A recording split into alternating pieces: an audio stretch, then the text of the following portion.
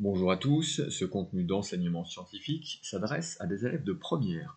On termine à présent l'activité 2, qui était consacrée à l'influence de l'atmosphère sur le rayonnement émis par la Terre, et précédemment on a vu qu'il existait une différence entre le rayonnement infrarouge émis par le sol et celui qui était effectivement émis vers l'espace, indiquant que l'atmosphère en absorbait une partie.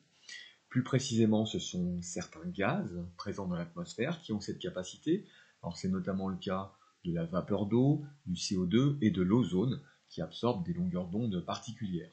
On parle de gaz à effet de serre. Alors, effet de serre, voilà un terme qu'on entend constamment dans les médias.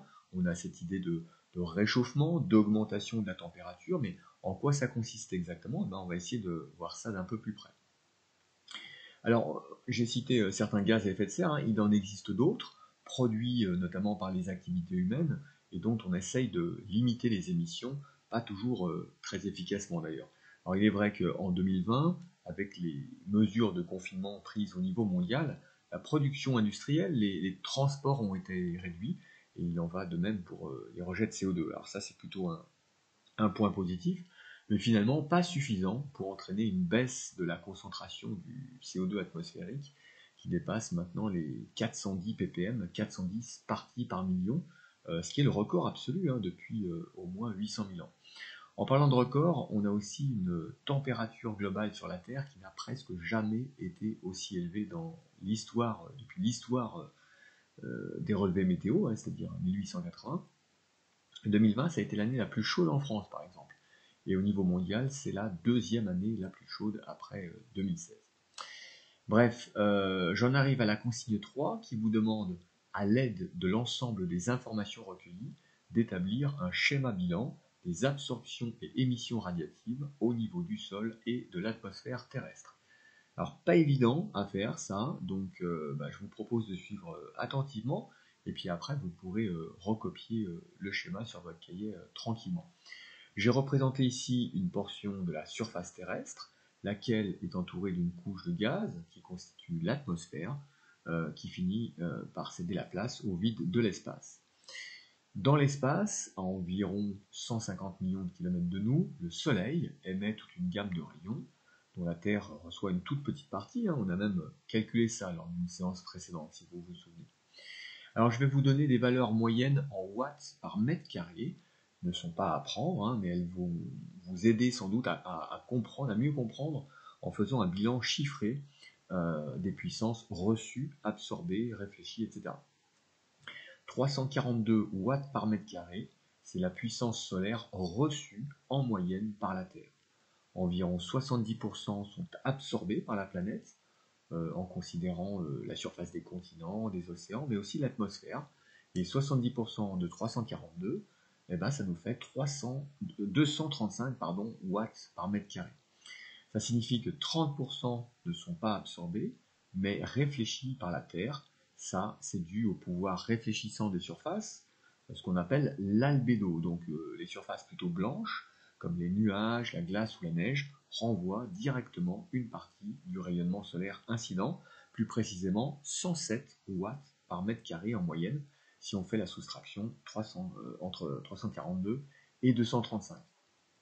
Alors maintenant, l'énergie absorbée va être réémise sous la forme d'un rayonnement thermique de type infrarouge, dont la longueur d'onde est supérieure au domaine visible, et c'est ça qui produit de la chaleur, qui chauffe le sol et l'atmosphère.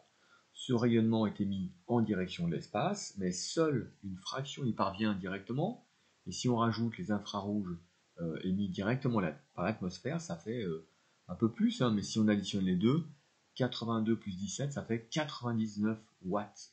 Il reste donc 235 moins 99, 136 watts. Alors à votre avis, qu'est-ce que cette énergie peut bien devenir?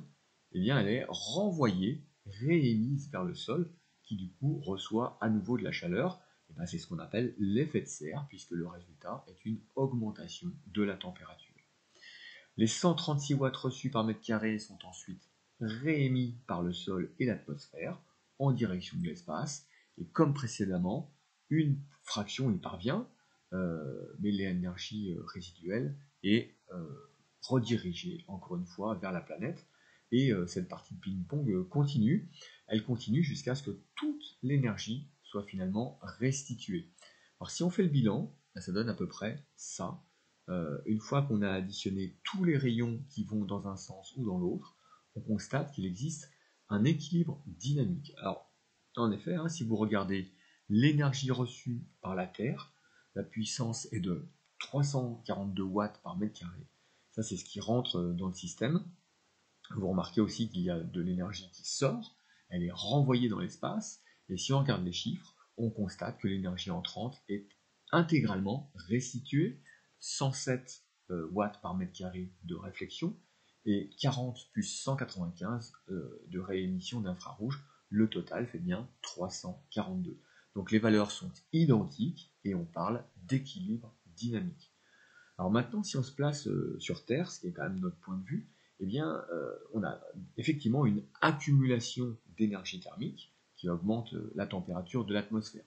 Si l'on considère l'énergie absorbée, il faut prendre en compte les 235 watts par mètre carré initialement absorbés, auxquels s'ajoutent 324 watts par mètre carré dus à l'effet de serre, ce qui n'est pas rien.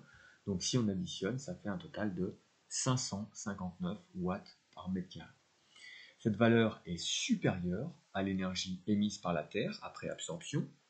40 plus 195, ça nous fait 235 watts par mètre carré, donc la différence est flagrante.